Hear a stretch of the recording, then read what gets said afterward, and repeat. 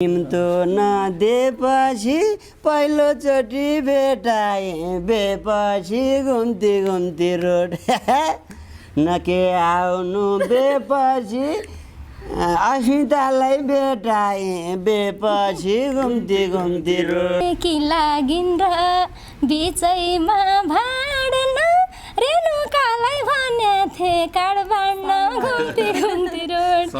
मालढुङ्गा courtesy घुम्ती road आहा क्या राम्रो बाग्लुङ पञ्चकोट